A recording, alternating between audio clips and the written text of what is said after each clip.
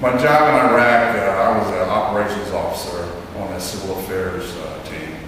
We operated in Baghdad, and then eventually we operated in the Baghdad province. I got the idea that I had PTSD on the way out of Iraq. We had to speak to mental health professionals to gauge our well-being prior to coming home, and I spoke to one, and he had turned out showing the symptoms of PTSD.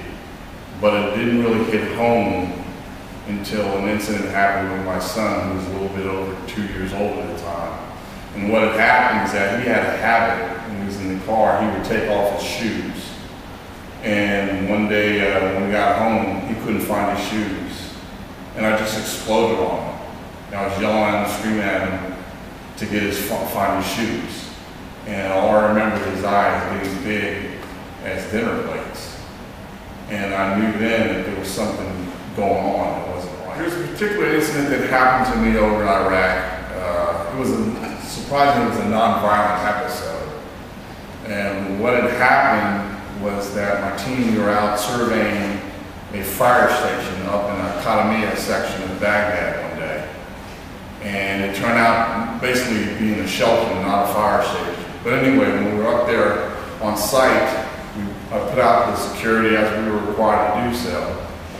And as we did, the Iraqis, they had a tendency to come and gather around in groups around us because they were always curious about, Americans showing up. And they were dressed in their traditional garb and whatnot. However, in this particular group, there was one individual who stood out. And the thing is that we were near a university up in Qadamiyah. And this young lady came forward, and she was wearing jeans and a t-shirt, and she had long brown hair. She looked like she had been plucked from a campus in America and put right down in the middle of Baghdad. And she was wearing a backpack. And I was on security at the time on a squad automatic weapon. And she came forward to ask a question. And I noticed all my guys, they were watching at her, their mouths were agape, because she was a very pretty young woman. She was about 19 or 20 years old. And I looked at her at first too, but then something clicked in me. And I kept my eye on her. And I remember saying to myself, if she moves a muscle, I'm gonna blow that bitch away. And I slowly took my saw, the barrel of it, and just aimed it right at her and put my hand and wrapped it around the trigger. And the thing is when she came forward, all she had was a question about fatwas that imams were putting out on Western dress, because of the way she was dressed. So that was the incident that stands out above all others of my tour in Iraq. I cope with day-to-day life by basically trying to keep my mind busy. I try to focus on work, but I'll tell you the truth, it's not easy to focus on work because I find my job very boring. I'm good at it, but it's really hard to stay focused when you're sitting behind a desk for 8 hours a day. So what I do is keep my mind busy. I'm always thinking of projects to do, whether in my free time or at home, like remodeling the house. I focus on, for example, my basement, I like to do that. Or creating videos and whatnot. But anything to keep my mind busy, that's how I cope with day-to-day life. Before I went to Iraq, I was more focused on the future with my wife and family. We just had our first son, and before I left, 5 days before I left for Iraq, our daughter was born. And as I said, we were focused on the future, on building a life together. And when I came home, it wasn't like that anymore for me. The way I've changed is that, well, I'll go out, but I don't like crowds. I hate being around crowds because things happen in Baghdad and Iraq involving crowds all the time. We had a kid in my unit who was in a crowded marketplace, and someone came up behind him and shot him in the back of the head.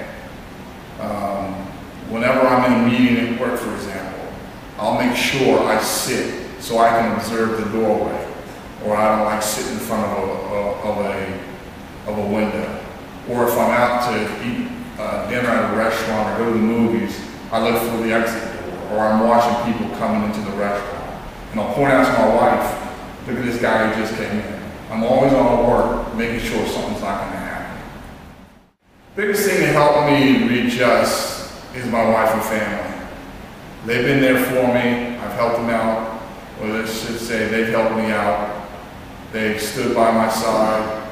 They've been on that emotional roller coaster with me every day. And that's what's really helped me out. And also, medication that I've been put on. They've helped with my mood swings and whatnot, my depression. But primarily it's been my family that's helped me out. The hardest adjustment I've had to make coming home is just dealing with the mundane daily life, the daily routine. I hated being in combat, but at the same time there was an excitement to it. Because every day was different and every day something unexpected happened. But for me, just getting up and getting dressed and getting in the car and driving to work and sitting in the office, and I see that, and that's a hard part. It's really hard for me to deal with that.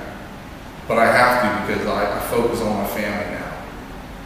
So that has been the hardest adjustment for me to make. Things I used to enjoy doing before, but I no longer do. I used to like to watch war movies.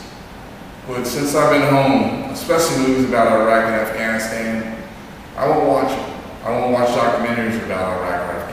I can't watch them. A friend of mine wanted me to see The Lone Survivor, and I just can't bring myself to go see it.